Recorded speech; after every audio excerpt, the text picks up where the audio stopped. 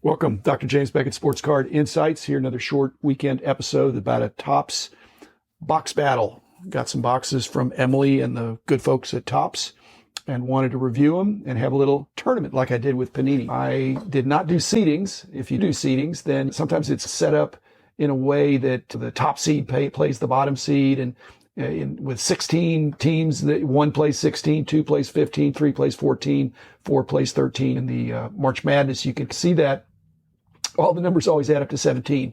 When there's an upset in the second round, it doesn't always add up, but it keeps adding up to numbers according to the pro forma results.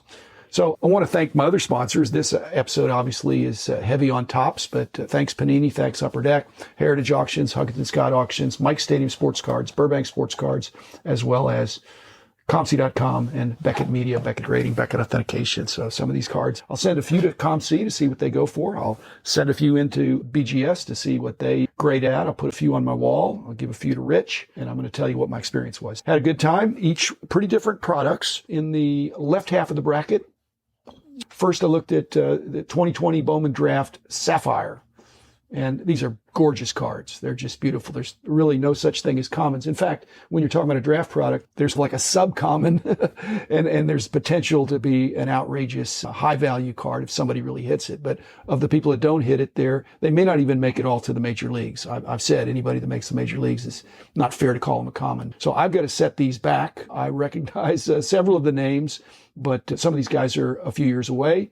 That is a positive for some people and a negative for others. And the face-off was against the Allen Ginter Chrome product that Topps put out. So I think the Allen Ginter Chrome, both these are 2020 products, cheaper, but I actually liked it better. I think those cards are even more beautiful in the sense that they're elegant. Only the minis really evoke the Allen Ginter. And I did like the minis. I don't like minis as well as regular cards, but it's pretty easy when you're opening up these to see that the minis are not as common. Many of them are horizontal. Some are tougher than others. But again, beautiful cards. I prefer the bigger cards, but again, I like the non-sport aspect of some of that product is not my preference, but they are very eclectic and interesting in the way they do it and bring in some celebrities as well. Within certain bounds, I'm fine with that. So in the left half of the bracket, I declare that the Allen Ginter Chrome defeats the Bowman Draft Sapphire product. Okay, more cards.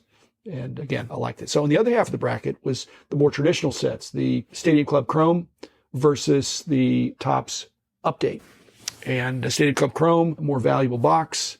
In fact, probably as valuable as maybe two of the Update boxes. But I like Stadium Club Chrome. Again, all Stadium Club products I like. They got great photography.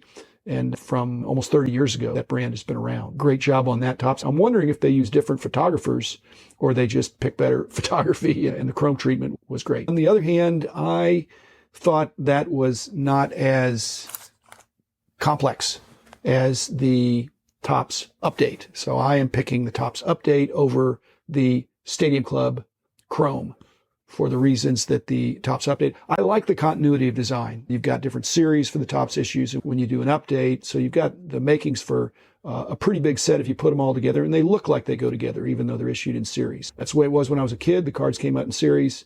And it's good. So it looks the same, and I can get some rhythm with some of the other cards that I have from the first and second series. What I didn't like is that there's like upside down card backs, and I haven't figured that out. I understand printing, obviously, from printing magazines and other things over the years, but I find that inconvenient, but apparently it's necessary. There's vintage, I think, in both of those. However, there's vintage products, like older products that are considered vintage. There's vintage players. There are players who have been around a long time, some of the legends of the game. But there's also vintage look, which Topps, I wouldn't say they've mastered it, but they hold the copyrights for the old designs. And so to go back and to mimic or put the older players and the newer players in like a vintage design, I think that's good. It's creative. They've gone to a lot for that, but it still seems to work for me. Again, it's a vintage look. A vintage player. I think it evokes a good feeling for me.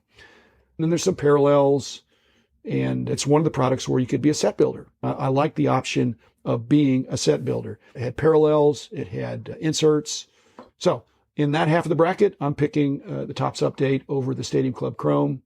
In the finals, I'm actually picking the Topps Update over the Allen Ginter Chrome. I don't know if that makes Topps happy. Their best-selling product is their flagship, so I think that's probably good news. But these other brands are certainly worthy. But what Topps has figured out is that all the other brands are kind of niche brands, whereas the flagship, they're trying to put out those series and to draw collectors in with continuity of design and a very complete checklist, so you can have a pretty good idea of what's going on in 2020 with the Topps flagship multiple series. So thanks, Topps. Thanks all the other sponsors too. It's a great hobby, and the pack opening experience is a part of it. It's not the whole thing. I hope it's not your only thing, but certainly it's a big thing and it's a fun thing. Have fun with the hobby. I'll be back again on Monday with another full episode, a little bit longer.